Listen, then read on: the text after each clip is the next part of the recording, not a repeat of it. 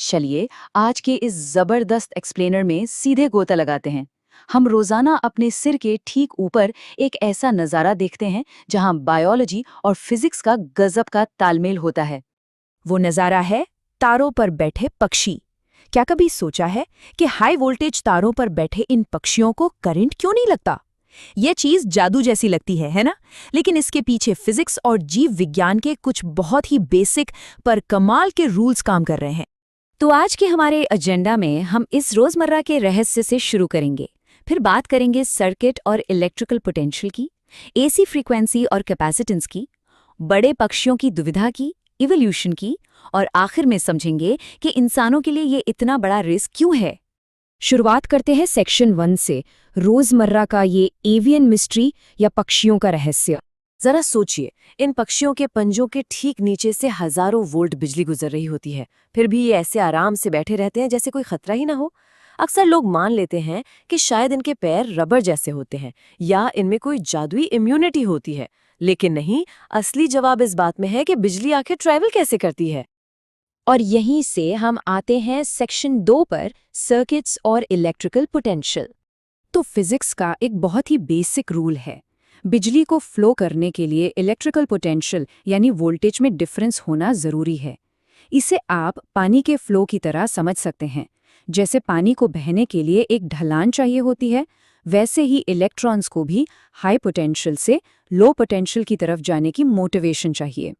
होता क्या है कि इलेक्ट्रॉन्स पावर स्टेशन से निकलते हैं और लो पोटेंशियल वाला रास्ता ढूंढते हैं।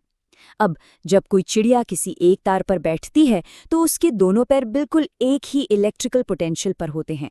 मतलब कोई क्लोज्ड लूप नहीं बना, कोई डिफरेंस नहीं आया, और जब तक डिफरेंस नहीं होगा इलेक्ट्रॉन्स के पास उस चिड़िया के शरीर से गुजरने का कोई कारण ही नहीं है।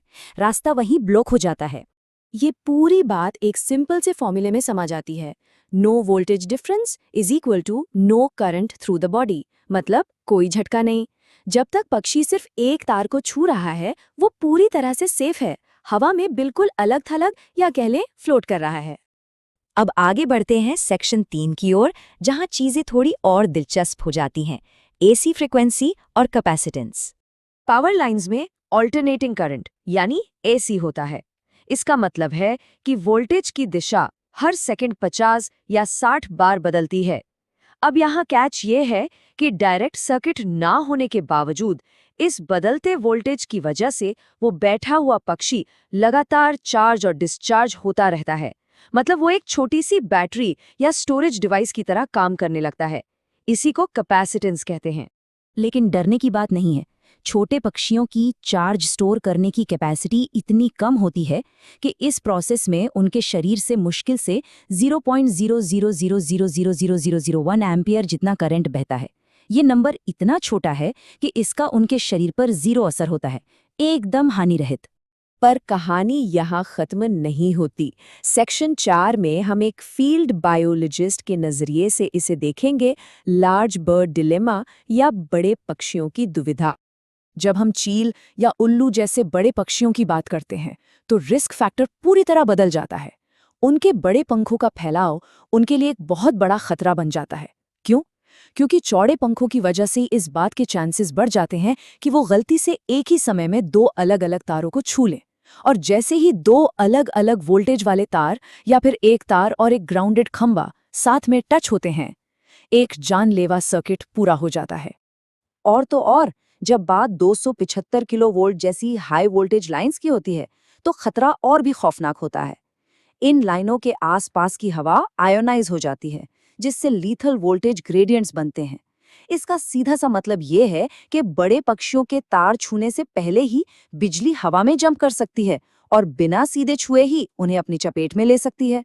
इसे आर्किंग कहते हैं। तो पक्षी इससे कैसे बचे? यही हमारा सेक्शन 5 है, सुरक्षित बैठने का इवोल्यूशन। तारों पे बैठने की जो अदा हमें उनकी होशियारी लगती है, वो असल में पीढ़ियों से चल रहे नेचुरल सिलेक्शन का एक क्रूर फिल्टर है। जिन पक्षियों ने गलती से दो तारों को छुआ या खुद को ग्राउंड किया, वो अपनी आगे की पीढ़ियां बढ़ाने के लिए जिंदा ही नहीं बचे, और जिनमें सिर्फ एक सिंगल लाइन पर सेफ तरीके से बैठने की इंस्टिंक्ट थी, वो सर्वाइव कर गए। आज हम जिन पक्षियों को तारों पर मजे से बैठे देखते हैं वो उन्हीं अक्लमंद पूर्वजों के वंशज हैं। समय के साथ इस हाई वोल्टेज एनवायरनमेंट में सर्वाइव करने के लिए उनके बिहेवियर को कुछ इस तरह से फाइन ट्यून कर दिया गया है। अब पक्षियों की दुनिया से बाहर निकलते हैं और सेक्शन 6 पर आते हैं, मानव जोखिम और इंसुलेटर। इंसान इन तारों के पास इतना खतरे में क्यों है? देखिए, हम इंसान आमतौर पर जमीन के संपर्क में रहते हैं और हमारा शरीर पानी और नमक से भरा हुआ एक शानदार कंडक्टर है। अगर कोई इंसान जमीन पर खड़े होकर तार को छू ले तो बिजली को बहने के लिए एक लो पोटेंशियल वाला एकदम डायरेक्ट रास्ता मिल जाता है, जो कि जानलेवा है। वहीं पक्षियों को ये एडवांटेज है कि वो हवा में होते हैं, जमीन से पूरी तरह कटे हुए। इसीलिए जब प्रोफेशनल इलेक्ट्रिशियंस को काम करना होता है तो उन्हें सच में एक पक्षी की ही नकल करनी पड़ती है। खुद को ग्राउंड होने से बचाना ही सबसे बड़ा सीक्रेट है। चाहे वो रबर के मोटे दस्ताने पहनकर काम कर रहे हों या हेलीकॉप्टर से लटक कर तारों की मरम्मत करने वाले एरियल लाइनमैन हों, बुनियादी कॉन्सेप्ट यही है कि जमीन तक करंट का कोई रास्ता नहीं बनना चाहिए। इस सटीक बायोलॉजिकल एडवांटेज को समझकर ही इंसानों ने कमाल के सेफ्टी प्रोटोकॉल्स बनाए हैं। रबर गियर इलेक्ट्रॉन्स को शरीर में जाने से रोकता है। बकेट ट्रक्स और हेलीकॉप्टर्स वर्कर्स को जमीन से एकदम अलग कर देते हैं। ये बिल्कुल बर्ड ऑन अ वायर वाले प्रिंसिपल की तरह है, लेकिन हाँ, उन्हें भी ये ध्यान रखना पड़ता है कि एक बार में सिर्फ एक ही तार को छुएं। तो आखिर में ये पूरा खेल सिर्फ एक गोल्डन रूल पर टिका है। बिजली सिर्फ तभी बहती है जब उसे पूरा रास्ता और वोल्टेज में डिफरेंस मिले, चाहे वो एक नन्ही सी गौरैया हो या कोई हाई टेक इलेक्ट्रिशियन। जब तक आप बिजली को मूव करने का कोई कारण नहीं देंगे, वो पूरी तरह से हानिरहित बनी रहेगी। इस एक्सप्लेनेर को ख़त्म करते हुए ये ख्याल आता है कि हमारे आसपास ऐसे कितने ही रोज़मर्रा के नज़ारे होंगे जो चुपचाप फिजिक्स और नेचर के इन असाधारण नियमों को छिपाए हुए हैं। अगली बार जब किसी पक्षी को तार पर बैठे देखें तो इस अदृश्य विज्ञान को ज़रूर याद कीजिएगा।